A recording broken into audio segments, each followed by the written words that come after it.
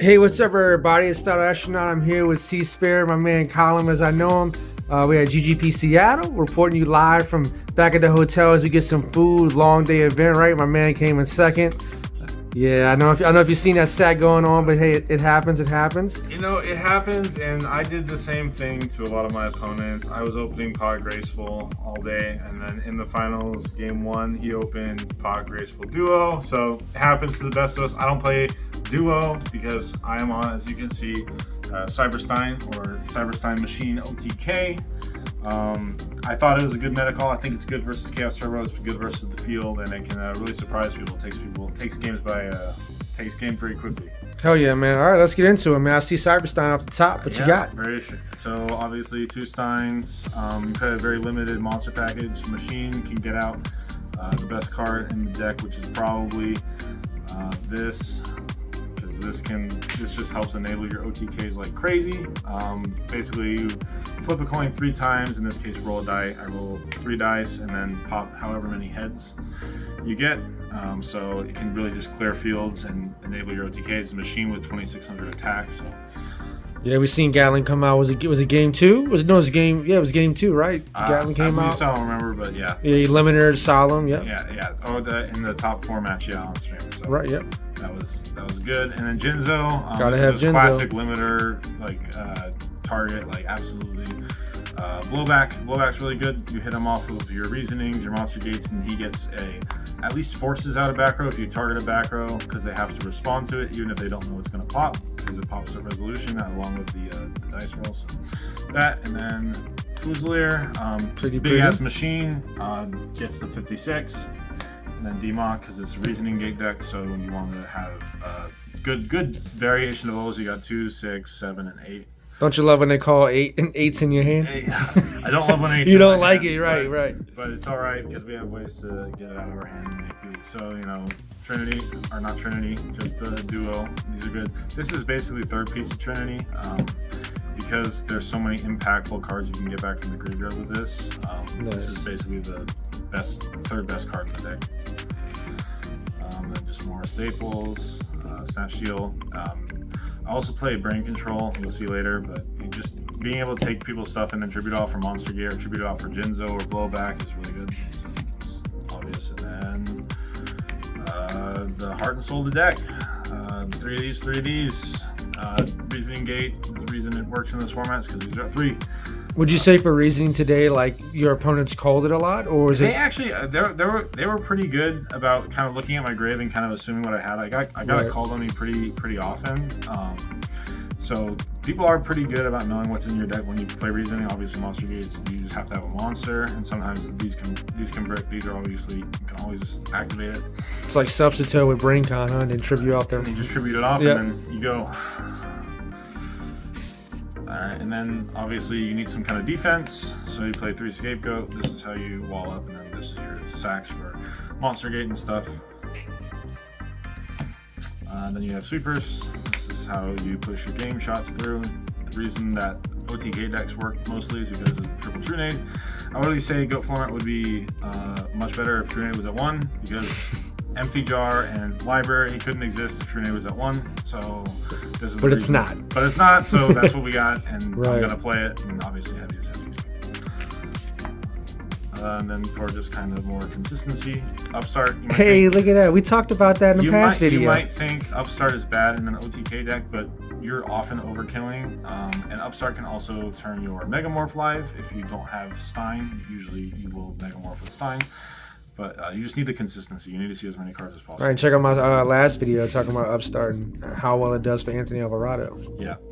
And then more OTK pieces, triple limiter and a Megamorph. This is how you push your game shots through. Everything in here is machine except for DMOC, and DMOC can be metamorphosis. You want to explain what we were talking about earlier, what limiter would happen with Gatling? He's like, so I attacked directly with Gatling, and he was at, I think, 44. 44, yeah. And then he said, okay, I'll take it. And I said damage step, because he didn't do anything on the attack. So you damage step, activate limiter, and he had Solemn, but it put him low. So he would have died anyways, because he would have gone from 44 to 22, and Gatling is 26, so I'm going to kill him. The damage step. Megamorph is just more OTK. You don't want to. I've tried builds with 2. You just kind of brick on it sometimes. It doesn't do anything proactively. You can equip it to your opponent's monster to have it if you're higher, but it's not the best, obviously. So yeah, it's just more OTK. More OTK tools. You like what you like. Stein Megamorph is just a classic Go format. And then on to card disruption. This card was kind of okay. I don't know if I'll play it again in this deck. It does fix some of your really bad hands, but if you have really bad hands and you're kind of preying on this, it's not the best. Then you have to discard stuff like limiters, and you don't really want to because of your OTK pieces. But if you open up like a lot of monsters, it can kind of fix that, and also dig for very specific pieces. But it's kind of a gamble. So. And do you side it out at all? I do side it out versus Chaos. So right. If I know him versus Chaos, I'll side it out. It's okay. And then the kind of just random tech cards. Big Bang Shot. This card is cracked. This card won me many games because I would smack into just face down defense positions with like 10,000 attack dudes with the limiter, and that would do more than enough. As well as I equipped it to a Last Warrior from another planet while I had goat tokens up, and the guy was at 2,500. So the Last Warrior goes to 2,750. And the way that Big Bang Shot is ruled in goat format is that if you control the Big Bang Shot equipped to your opponent's monster and they attack a defense position monster, your opponent's going to take the damage because it says the opponent takes the damage, and because they worded it wrong, and that's just how it's ruled. The more you know. Funny. So it actually kept me alive multiple turns, and then I was able to go True Nade, bounce it, and then banish the Last Warrior. So it's actually, I don't think I've ever played this deck without this again. I think it was too good. So more random. Meta is good. Meta is just way to turn your goats into Thousand Eyes, which can help you stall out. Way to turn your blowback into Ryo Senshi or your Demok into Gatling, which is also cracked. I wouldn't play more than one though. I think that one is good. You see it enough and then it works. Swords, cycle this with True Nade. My round 1, I think I got like 4 turns out of this by just activating True Nade and activating it. And the old burn technique. The nice thing is it can set up, it can kind of reveal your opponent's face down monsters. This deck doesn't play like mind control or ways to look at or remove face down monsters, so this can kind of show you what they have, and then you can kind of do your plays from there. Along with stuff like brain control, if you see that you can flip with their monsters and then brain control it, because Chaos is going to set a lot, and this helps that make that live. So brain control, it also just can be an OTK piece, move a monster out of the way, take a Chaos monster, whatever. That's it for the spells. What we got for these traps? Call the Haunted. This kind of is interesting because it kind of hedges against if they call your reasoning target and it goes to the grave. They call 8 and you mill Demok. If you have this, it's really good. I think that this is decent because you kind of can get into really weird late game scenarios where you don't have enough monsters. So this gives you an extra way to recur monsters. It's not Prima. It's also good to get back Jinzo. And then just draw. More consistency. Triple jar. You need to get through your deck and find your pieces as quick as possible. I was kind of at first I was maining Mirror Force over like Reckless Greed, but like I feel like I can get to OTK people. I just see more cards, so I decided to do the Reckless Greed over the jar. I like it. I like it. What you got in this side, my man? All right. So the side is very heavily teched out against Warriors. How many Warriors you see today? I saw. I think it was just. That thing was just the final, huh?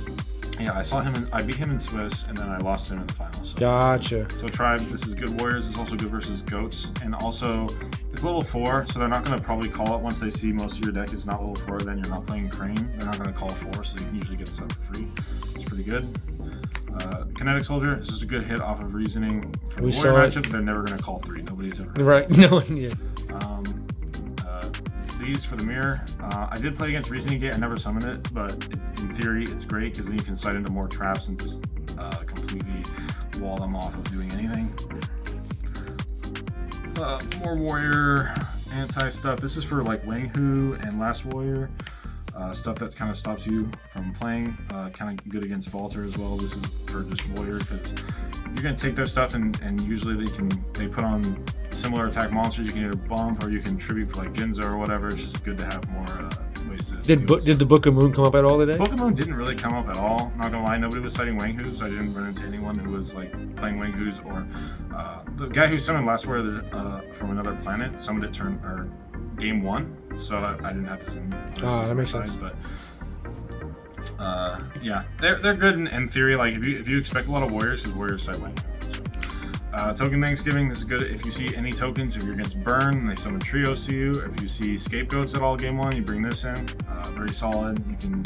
And it's another. It helps you with your Cyberstein. Yeah, exactly. So it'll either you go True Nade, and then if they scapegoat, then you Token Thanksgiving. You can double sign them for game because you can use Game over. multiple times. Double Decree. I was on 3 Decree. But I just think it's too cloggy. If you want to see one, this is kind of your sideboard for warriors. Is you actually do bring in like Torrential Mirror and Double Decree, because like usually if you see one of these, it'll blank enough of their cards to where you can get advantage and you can kind of win.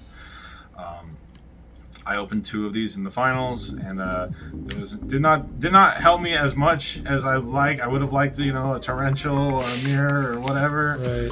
Maybe not a mirror because he had Mobius, or actually I did find the mirror, but he had Mobius while I had to do free up, so that was tough. And then double Compulse. This is for shit like Spell Canceller, because that card kind of solos his deck, as well as like Dark Bolter, Last Warrior. You just need kind of 1 card removal, and Bring is kind of awkward because you don't really want to hit yourself life points because you want to be able to Stein. So this is just. Did you bring Compulsion in all of it? I did versus the Reasoning Gate guy because I thought he might bring in Cancellors or Summon. Did it ever come up? Did you ever have to Compulse? Never came up. Never came up. Gotcha.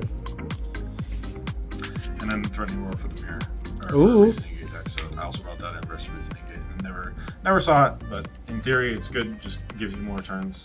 So. All right. Yeah, Well, that's it for GGP Seattle top 8. My man C Spare came in second, got that world invite, and he got this sweet mat and a Samsung Galaxy tablet. Sweet mat, man. Sweet mat.